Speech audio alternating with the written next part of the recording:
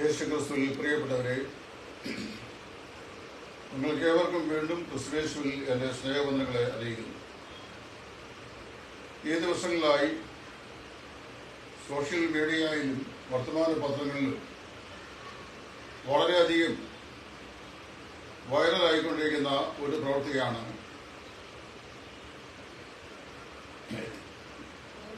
Bobby ചെമ്മണ്ണൂരിൻ്റെ Saudi അറേബ്യയിലുള്ള ഒരു മനുഷ്യന്റെ വധശിക്ഷ മാറ്റുവാൻ ബ്ലഡ് മണി സമാഹരിച്ച് കൊടുക്കുന്നതിനുള്ള അദ്ദേഹത്തിന്റെ അത്യധ്വാനം. ആ ബന്ധത്തിൽ ഏത് നിലയിലും വധശിക്ഷയ്ക്ക് വിധിച്ച് വധശിക്ഷ കാത്ത് ജയിലിൽ കഴിയുന്ന അദ്ദേഹത്തെ രക്ഷിക്കണം എന്നുള്ള താല്പര്യത്തിൽ വളരെ അധ്വാനം ചെയ്ത് അദ്ദേഹം പ്രവർത്തിച്ചുകൊണ്ട് ഇരിക്കുകയായിരുന്നു. തിരുവനന്തപുരം മുതൽ ഇങ്ങോട്ട് അദ്ദേഹം പല സ്ഥലങ്ങളിലായി അനേക ആളുകളെ ഈ വിഷയം ബോധ്യപ്പെടുത്തുകയും അനേകരെ ആ കാര്യത്തിന്മേൽ നിസ്വാർത്ഥമായി സഹകരിക്കുകയും ചെയ്തു. 1-2 രൂപയല്ല, 34 കോടി രൂപയാണ് വധശിക്ഷ കാത്ത് ജയിൽവാസം അനുഭവിച്ചുകൊണ്ടിരിക്കുന്ന ഒരു വ്യക്തിക്ക് രക്ഷപ്പെടുവാനായി അല്ലെങ്കിൽ വധശിക്ഷയിൽ നിന്ന് വിടുതൽ ലഭിക്കുവാനായി മോചനദ്രവ്യമായി നൽകേണ്ടത്. അദ്ദേഹത്തിന്റെ മുഴുവൻ കുടുംബാംഗങ്ങളോ അല്ലെങ്കിൽ അദ്ദേഹം തന്നെയോ എത്രമാത്രം പരിശ്രമിച്ചാലും 34 കോടി രൂപ ഒന്നിച്ച് സമാഹരിച്ച് മോചനദ്രവ്യം നൽകി വധശിക്ഷയിൽ നിന്ന് വിടുതൽ പ്രാപിക്കുക എന്നുള്ളത് തികച്ചും അസംഭവ്യമായിരുന്ന ഒരു വിഷയമാണെന്ന് എല്ലാ ആളുകൾക്കും അറിയാം. അങ്ങനെ ഇരിക്കുമ്പോഴാണ് ബഹുമാനപ്പെട്ട ബോബി ചെമ്മണ്ണൂർ അദ്ദേഹത്തിന്റെ മനസ്സിൽ ഒരു മനുഷ്യസ്നേഹി എന്ന നിലയിൽ ഈ വിഷയത്തിൽ ഇടപെടുക എന്നുള്ളത് അദ്ദേഹം തീരുമാനിച്ചു. അങ്ങനെ പരപ്രേരണ കൂടാതെ അദ്ദേഹത്തിന്റെ സ്വന്തം സമ്പാദ്യത്തിൽ നിന്ന് 1 കോടി രൂപ ഈ ആവശ്യത്തിലേക്ക് അദ്ദേഹം നിക്ഷേപം മാറ്റിവെച്ചുകൊണ്ട് ബാക്കിയുള്ള പണം മറ്റുള്ള മനുഷ്യസ്നേഹികളായ ആളുകളുടെ സഹായമായി അഭ്യർത്ഥിക്കുകയും വളരെ പരിമിതമായ ദിവസങ്ങൾ കൊണ്ട് മണിക്കൂർ കൊണ്ട് എത്രമാത്രം പൈസയാണോ വേണ്ടത് അത്രയും പണം ലഭിക്കത്തക്ക നിലയിൽ ആളുകൾ അദ്ദേഹത്തോട് നിസ്സീമമായി സഹകരിക്കുകയും ചെയ്തു. ആവശ്യമായ പണം ഇതിനോടകം പിരിഞ്ഞു കിട്ടി എന്നാണ് അറിയുന്നത്. അത് വളരെ വിശ്വസ്തമായ നിലയിലാണ് കളക്ട് ചെയ്യുകയും അതിനുവേണ്ട ക്രമീകരണങ്ങൾ ചെയ്യുകയും ചെയ്തിട്ടുള്ളത്. ഇവിടെ എന്നെ ചിന്തിപ്പിച്ച ഏറ്റവും വലിയ വിഷയം, ഒരു മനുഷ്യന്റെ പ്രാണനെ രക്ഷിക്കുവാൻ അസംഖ്യം ആളുകൾ ഒന്നിച്ചു ചേർന്ന് കൈയോട് കൈ കോർത്ത് പ്രവർത്തിക്കുന്ന പ്രവർത്തന തത്വമാണ്. ഇതിനു മുമ്പ് കേരളത്തിന്റെ ചരിത്രത്തിൽ ഇതുപോലെ സമാനമായ പല പ്രശ്നങ്ങളിലും പ്രത്യേകിച്ച് ചില അവയവങ്ങൾ മാറ്റിവെച്ച ചില ആളുകളെ ശസ്ത്രക്രിയയിലൂടെ രക്ഷിക്കുക, വളരെയധികം എക്സ്പെൻസീവായിട്ടുള്ള ചികിത്സയ്ക്ക് സഹായങ്ങൾ അത് ശേഖരിക്കുക, അത് തക്ക സമയത്ത് അങ്ങനെയുള്ള ആളുകളുടെ അർഹരായവരെ എത്തിക്കുക, ഇങ്ങനെയുള്ള കാര്യങ്ങളിൽ മലയാളികളായ നമ്മുടെ പ്രിയപ്പെട്ടവർ ലോകമെമ്പാടും വളരെ ആർദ്രതയും സഹവർത്തിത്വവും സഹകരണവും സ്നേഹവും പ്രകടിപ്പിക്കുന്ന ആളുകളാണ്. അതിന് ധാരാളം ദൃഷ്ടാന്തങ്ങൾ നമുക്ക് കഴിഞ്ഞ കാലങ്ങളിൽ എടുത്തു പറയാൻ സാധിക്കുന്നുണ്ട്. അപ്പൊ ഇതുപോലൊരു വിഷയം വന്നു കഴിഞ്ഞപ്പോൾ ഒരു മനുഷ്യന്റെ പ്രാണനെ മരണത്തിന് ഏൽപ്പിച്ചു കൊടുക്കാതെ എങ്ങനെ രക്ഷപ്പെടുത്താനായിട്ട് സാധിക്കും എന്ന് പര്യാലോചിച്ചപ്പോഴാണ് ഈ 34 കോടി രൂപ, അതായത് 15 മില്യൺ സൗദി റിയാൽ മോചനദ്രവ്യമായി അല്ലെങ്കിൽ ബ്ലഡ് മണിയായി അത് നൽകിയാൽ ഈ ആളിനെ വധശിക്ഷയിൽ നിന്ന് ഒഴിവാക്കി ജീവനോടെ അദ്ദേഹത്തിന്റെ സ്വദേശത്തേക്ക് കേരളത്തിലേക്ക് മടക്കി വരുത്താം എന്നുള്ള കാര്യം മനസ്സിലായത്. അതിനുവേണ്ടി ഇറങ്ങി പുറപ്പെട്ട ബഹുമാനപ്പെട്ട ബോബി ചെമ്മണ്ണൂര് എല്ലാ നിലയിലും നമ്മുടെ എല്ലാവരുടെയും പ്രശംസയും നന്ദിയും അറിയിക്കുന്നുണ്ട് എന്ന് പറയുന്നത് തെറ്റില്ല. അദ്ദേഹത്തോടൊപ്പം അദ്ദേഹം ആഹ്വാനം ചെയ്ത ഈ മഹത്തായ സംരംഭത്തിൽ ലോകത്തിലെ നാനാഭാഗങ്ങളിലുള്ള മലയാളികളായ അനേകർ വിൽഫുള്ളി അതിലേക്ക് സഹായ ഹസ്തങ്ങൾ നേടിയിട്ടുണ്ട്. നിശ്ചയമായും അത് മാതൃകാപരമാണ്, അനുഗ്രഹമാണ് എന്ന് ഞാൻ വിശ്വസിക്കുന്നു. എന്നെ ഇവിടെ ചിന്തിപ്പിച്ച ഒരു വിഷയം, ഇന്ന് രാവിലെ ഒരു ആർട്ടിക്കിൾ ഞാൻ എഴുതിയിരുന്നു. ആ ആർട്ടിക്കിളിൽ വളരെ വ്യക്തമായി ഞാൻ ഒരു കാര്യം സൂചിപ്പിച്ചു. അതായത്, ഒരു മനുഷ്യന്റെ ജീവരക്ഷയ്ക്ക് വേണ്ടിയാണ് അനേക ആളുകൾ കൂട്ടായി യജ്ഞത്തിൽ ഏർപ്പെടുന്നത്. എന്നാൽ ലോക ചരിത്രത്തിൽ നമുക്ക് അറിയാവുന്ന മറ്റൊരു സംഭവമുണ്ട്. അനേകരുടെ ജീവരക്ഷയ്ക്ക് വേണ്ടി ഒരുവരേകനായി ഈ മോചനദ്രവ്യം അല്ലെങ്കിൽ ബ്ലഡ് മണി പ്രതിപകരം കൊടുക്കുന്ന ഒരു പ്രവൃത്തി ഈ ചരിത്രത്തിലുണ്ടായി. അത് മറ്റൊന്നുമല്ല, 2000 വർഷങ്ങൾക്ക് മുമ്പ് മനുഷ്യവർഗത്തിന്റെ പാപത്തിന്റെ പരിഹാരത്തിന് വേണ്ടി സ്വർഗത്തിലെ ദൈവം മനുഷ്യന്റെ പാപത്തിന് പരിഹാരം വരുത്തുക, അല്ലെങ്കിൽ ദൈവസന്നിധിയിൽ മനുഷ്യന്റെ പാപത്തിനെതിരെയുള്ള ദൈവക്രോധം ശമിപ്പിക്കുക എന്നുള്ള ഉദ്ദേശത്തോടെ സ്വർഗത്തിൽ നിന്ന് ഭൂമിയിലേക്ക് ഇറങ്ങി വന്ന് മനുഷ്യാവതാരം ചെയ്ത് മനുഷ്യനായി തീർന്ന് ഈ ലോകത്തിൽ മനുഷ്യനായി 33 വയസ്സ് വരെ ജീവിച്ച് പാപങ്ങളുടെ പരിഹാരത്തിനായി ക്രൂശിന്മേൽ കയറി മരിച്ച് അടക്കപ്പെട്ട് ഉയർത്തെഴുന്നേറ്റ് ജീവിക്കുന്ന നമ്മുടെ കർത്താവായ യേശു. റോമർക്ക് എഴുതിയ ലേഖനം അതിന്റെ 5-ാം അധ്യായത്തിൽ അപ്പോസ്തലനായ പൗലോസ് പറയുമ്പോൾ ഈ വലിയ സത്യം അദ്ദേഹം വിളിച്ചു പറഞ്ഞിട്ടുണ്ട്. 5-ാം അധ്യായത്തിന്റെ 5 മുതലുള്ള വാക്യങ്ങൾ അദ്ദേഹം ഇങ്ങനെ പറയുകയാണ്: നാം ബലഹീനയായിരിക്കുമ്പോൾ തന്നെ ക്രിസ്തു തക്ക സമയത്ത് അഭക്തർക്ക് വേണ്ടി മരിച്ചു. നീതിമാന് വേണ്ടി ആരെങ്കിലും മരിക്കുന്നത് ദുർലഭം, ഗുണവാന് വേണ്ടി പക്ഷേ മരിപ്പാൻ തുനിയുമായിരിക്കും. ക്രിസ്തുവോ നാം പാപികൾ ആയിരിക്കുമ്പോൾ തന്നെ നമുക്ക് വേണ്ടി മരിക്കിയാൽ ദൈവം തനിക്ക് നമ്മോടുള്ള സ്നേഹത്തെ പ്രദർശിപ്പിക്കുന്നു. അവന്റെ രക്തത്താൽ നീതീകരിക്കപ്പെട്ട ശേഷമോ നാം അവനാൽ എത്രയധികമായി കോപത്തിൽ നിന്ന് രക്ഷിക്കപ്പെടും. ശത്രുക്കളായിരിക്കുമ്പോൾ തന്നെ നമുക്ക് അവന്റെ പുത്രന്റെ മരണത്താൽ ദൈവത്തോട് നിരപ്പ് വന്നു എങ്കിൽ നിരന്ന ശേഷം നാം അവന്റെ ജീവനാൽ എത്രയധികമായി രക്ഷിക്കപ്പെടും. അത്രയുമല്ല, നമുക്കിപ്പോൾ നിരപ്പ് ലഭിച്ചതിന് കാരണമായ നമ്മുടെ കർത്താവായ യേശു ക്രിസ്തു മുഖാന്തരം നാം ദൈവത്തിൽ പ്രശംസിക്കുകയും ചെയ്യുന്നു. അതുകൊണ്ട് ഏക മനുഷ്യനാൽ പാപവും പാപത്താൽ മരണവും ലോകത്ത് കടന്നു. ഇങ്ങനെ എല്ലാവരും പാപം ചെയ്യുകയാൽ മരണം സകല മനുഷ്യരിലും പരന്നിരിക്കുന്നു. എന്നിട്ട് അദ്ദേഹം തുടർന്ന് പറയാണ്, എന്നാൽ ലംഘനത്തിന്റെ കാര്യവും കൃപാവരത്തിന്റെ കാര്യവും ഒരുപോലെയല്ല. ഏകന്റെ ലംഘനത്താൽ അനേകർ മരിച്ചുവെങ്കിൽ ദൈവകൃപയും ഏക മനുഷ്യനായ യേശു ക്രിസ്തുവിന്റെ കൃപയാലുള്ള ദാനവും അനേകർക്ക് വേണ്ടി ഏറ്റവും അധികം കവിഞ്ഞിരിക്കുന്നു. ഏകൻ പാപം ചെയ്തതിന്റെ ഫലവും ദാനത്തിന്റെ കാര്യവും ഒരുപോലെയല്ല.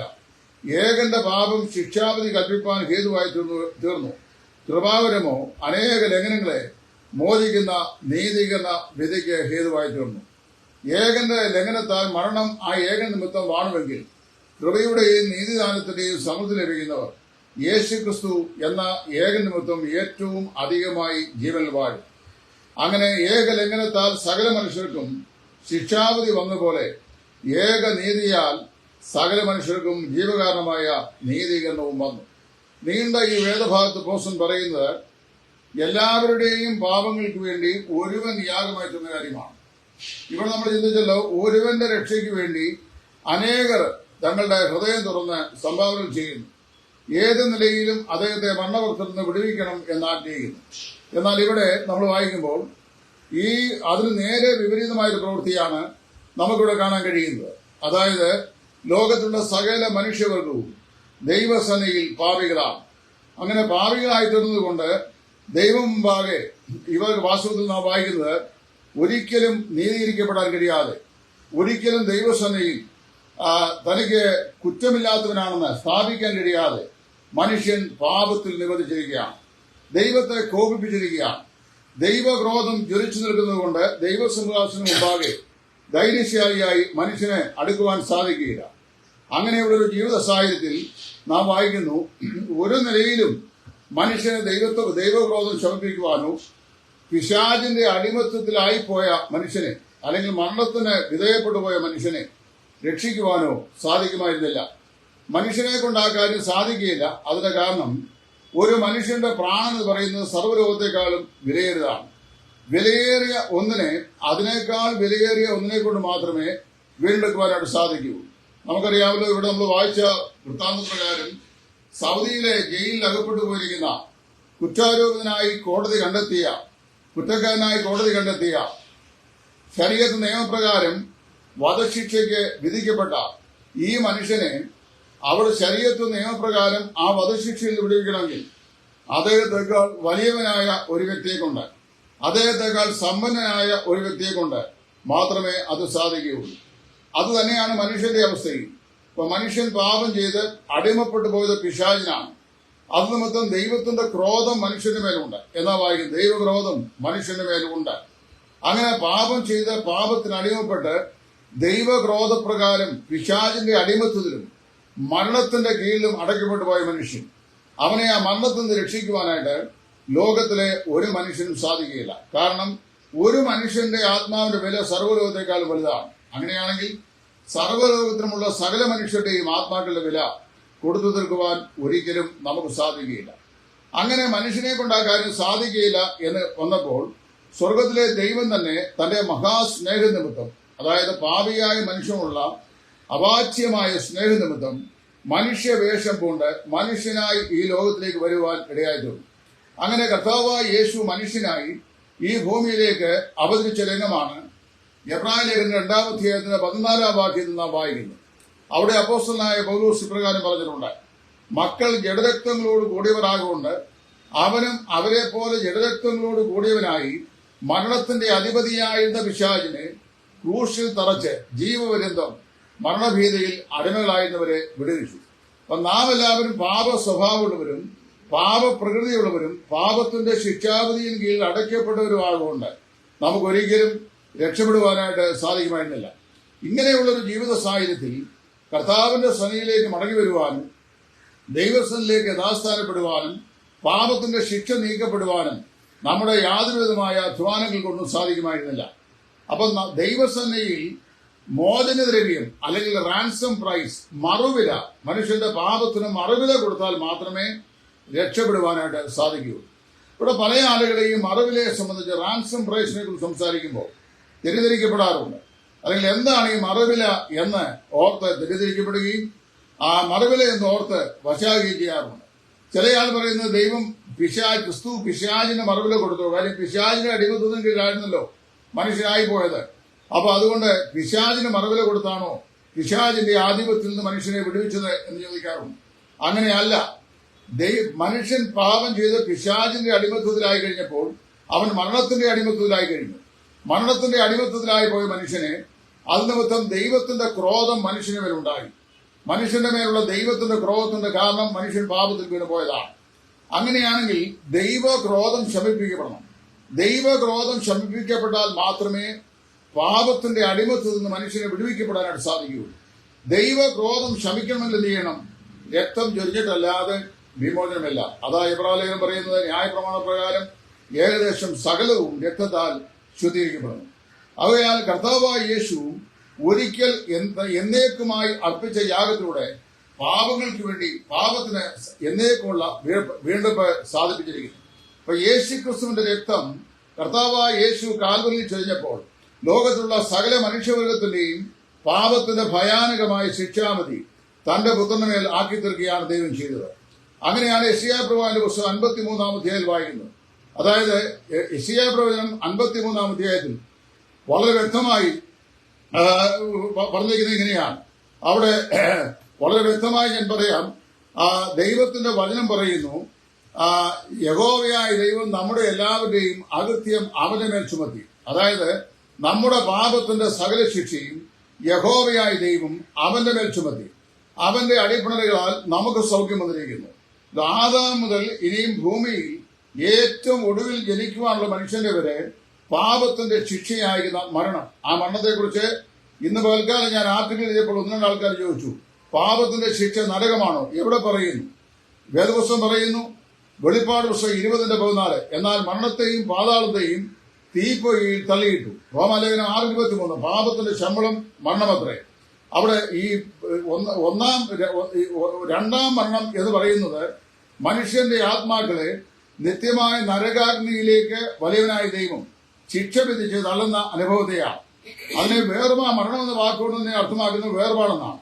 ഇപ്പൊ ദൈവത്തിൽ നിന്ന് സദാകാലത്തേക്കും മനുഷ്യന്റെ ആത്മാവ് വേർപെട്ട് നിത്യമായ നരകാഗ്നിയിലേക്ക് പോകുന്ന ദുരനുഭവത്തെയാണ് രണ്ടാം മരണം എന്ന് പറയുന്നത് അത് പാപത്തിന്റെ ആത്യന്തികമായ ഫലമാണ്.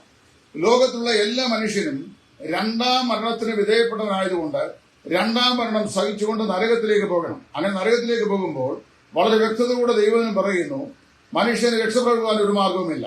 അതുകൊണ്ട് ദൈവം വെച്ച ഈ വ്യവസ്ഥ, അതായത് യേശുക്രിസ്തുവിന്റെ രക്തം കാൽവരിയിലെ ക്രൂശിൽ നമ്മുടെ പാപത്തിന് പ്രതിപകരമായി ചൊരിഞ്ഞപ്പോൾ ആ രക്തം പിതാവായ ദൈവത്തിന്റെ പാപിയുടെ മേലുള്ള ദൈവക്രോധത്തെ ശമിപ്പിക്കുവാൻ പ്രതിപകരമായി ദൈവം അർപ്പിച്ച രക്തമായിരുന്നു. അതുകൊണ്ടാണ് ദൈവസന്നിധിയിൽ നിഷ്കളങ്കനായി തന്നെത്താൻ അർപ്പിച്ച യേശുക്രിസ്തുവിന്റെ രക്തം എന്ന് പ്രവാചകൻ പറയുന്നത്.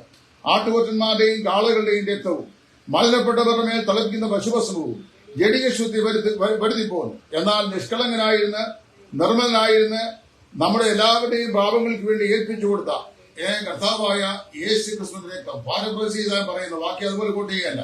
അവിടെ നമ്മൾ വായിക്കുമ്പോൾ ഈ ആട്ടുകൊറ്റന്മാരുടെയും കാളക്കിടാക്കളുടെയും രക്തത്തിനും മലിനപ്പെട്ടവരുടെ മേൽ തളിക്കുന്ന പശുപശുത്തിനും ജഡിക ശുദ്ധി മാത്രം വരുത്തുവാൻ പര്യാപ്തമായപ്പോൾ നിഷ്കളങ്കനായി നമുക്ക് എല്ലാവർക്കും വേണ്ടി ഏൽപ്പിച്ചു കൊടുത്ത യേശുക്രിസ്തുവിന്റെ രക്തം ജീവനുള്ള ദൈവത്തെ ആരാധിപ്പാൻ തക്കോണം നിങ്ങളുടെ മനസ്സാക്ഷിയെ നിർജീവ പ്രവൃത്തിയിലേക്ക് പോകെ എത്രയധികം ശുദ്ധീകരിക്കും. ഇതാണ് അപ്പോസ്തലൻ എബ്രായരിൽ ചോദിക്കുന്നത്.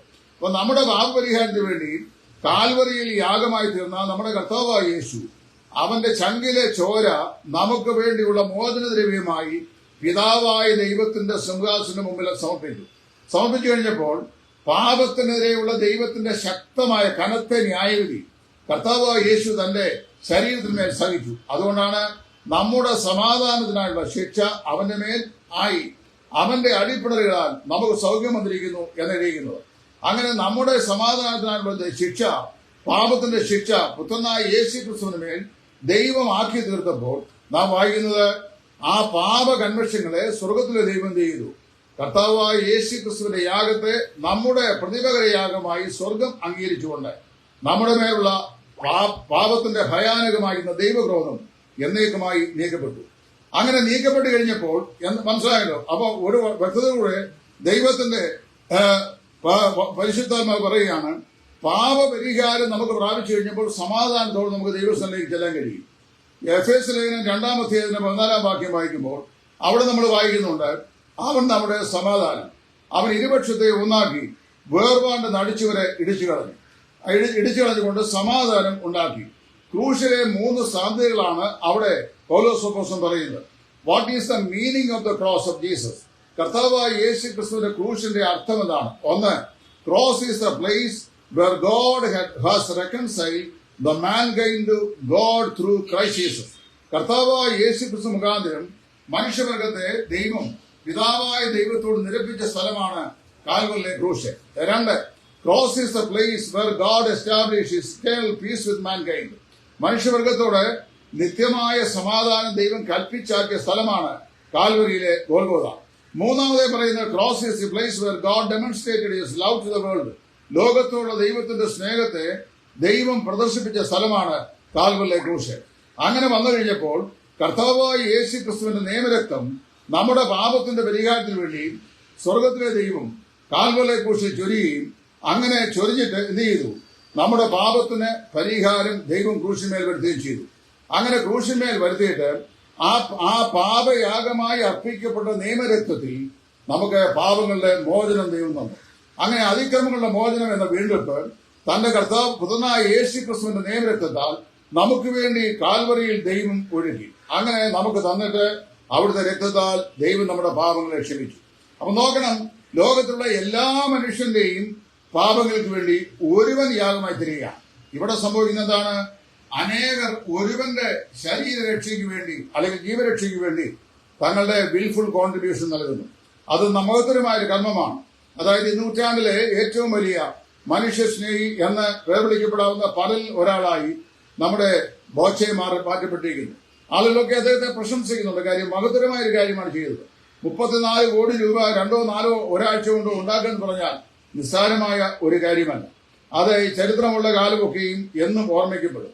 അത് മാത്രമല്ല, ഈ മോചനദ്രവ്യം കൊടുത്തിട്ട് ആ മോചനദ്രവ്യത്തിലൂടെ വിടുതൽ പ്രാപിക്കപ്പെടുന്ന ഈ മനുഷ്യനും അദ്ദേഹത്തിന്റെ കുടുംബങ്ങൾക്കും ബന്ധുക്കൾക്കും എന്തോ ഒരു വലിയ സ്നേഹവും സന്തോഷവും നന്ദിയുമായിരിക്കും അദ്ദേഹത്തോട് ഉണ്ടാവുക. പ്രിയപ്പെട്ടവരെ, അതുകൊണ്ട് ഒരു കാര്യം ഞാൻ ഓർപ്പിക്കട്ടെ, വളരെ വ്യക്തതയോടെ ഞാൻ ഈ കാര്യം നിങ്ങൾ പറയുകയാണ്. ഒരു മനുഷ്യന് ലഭിക്കാൻ പോകുന്നത് ജീവരക്ഷയാണ്. അതായത് കുറെ കാലം കൂടെ ഈ ഭൂമിയിൽ ജീവിക്കാനുള്ള ഒരു അവകാശം, അല്ലെങ്കിൽ ആയുസിന്റെ കുറെ കാലം കൂടെ ഈ ഭൂമിയിൽ ജീവിക്കാനുള്ള അവകാശം ഇവിടെ ഈ മോചനദ്രവ്യം കൊടുക്കുന്നതിലൂടെ അദ്ദേഹത്തിന് ലഭിക്കാൻ പോവുകയാണ്. എന്നാൽ കർത്താവായ യേശു ക്രിസ്തുവിൽ നമുക്ക് ലഭിക്കപ്പെടുന്നത് വെളിപ്പെട്ടിരിക്കുന്നത് ഇങ്ങനെയാണ്. കേവലം ദേഹരക്ഷയല്ല, നമ്മുടെ ആത്മാവിന്റെ രക്ഷയാണ്. അതായത് നമ്മുടെ അതിക്രമങ്ങളുടെ മോചനം, പാപങ്ങളുടെ വീണ്ടെടുപ്പ്, അതിനുവേണ്ടിയുള്ള സമ്പൂർണമായ വീണ്ടെടുപ്പ്. അതാണ് യേശു ക്രിസ്തുവിന്റെ നിയമരക്തത്തിലൂടെ സാധിച്ചിട്ടുള്ളത്. യേശു ക്രിസ്തുവിന്റെ ആ നിയമരക്തം നമ്മുടെ സകല ഭാവവും പോക്കി നമ്മെ ശുദ്ധീകരിക്കുന്നു. അവന്റെ പുത്രനായ യേശുവിന്റെ രക്തം സകല ഭാവവും പോക്കി നമ്മെ ശുദ്ധീകരിക്കുന്നു. യോഹന്നാന്റെ 1-ാം ലേഖനം 1-ാം അധ്യായത്തിന്റെ 9-ാമത്തെ വാക്യം. പ്രിയപ്പെട്ടവരെ, അതുകൊണ്ട് ഞാനിവിടെ നിങ്ങളെ ഓർപ്പിക്കട്ടെ, വളരെ വ്യക്തതയോടുകൂടെ ഈ കാര്യം ഞാൻ പറയുകയാണ്. കർത്താവ് നമ്മുടെ പാപങ്ങൾക്ക് വേണ്ടി കാൽവറിയെ കുറിച്ച് മരിച്ചിട്ട് അവന്റെ ചങ്കിലെ ചോര നമുക്ക് പകരമായി കാൽവറിയിൽ ബലിദാനമായി നൽകി. അങ്ങനെ ആ മോചനദ്രവ്യമായി നൽകിയ, അല്ലെങ്കിൽ ദാനമായി നൽകിയ ആ ബലിയിലെ ചൊരിയപ്പെട്ട രക്തമുഖാന്തരമായി നമ്മുടെ അതിക്രമങ്ങൾക്ക് മോചനമുണ്ടായി. അങ്ങനെ ഒരുവൻ നമുക്ക് എല്ലാവർക്കും വേണ്ടി മരിക്കിയാൽ ഏക മനുഷ്യന്റെ അനുസരണക്കേടാണ് പാപലോകത്തിലേക്ക് വന്നത്. ആ ഏക മനുഷ്യൻ എന്ന് പറയുന്ന ആദമാണ്. ആദ്യ മനുഷ്യനായ ആദമാണ്. ആദാമിന്റെ പാപനിമിത്തമാണ് പാപം ലോകത്തിലേക്ക് കടന്നത്. അതുകൊണ്ട് എന്ത് ചെയ്തു?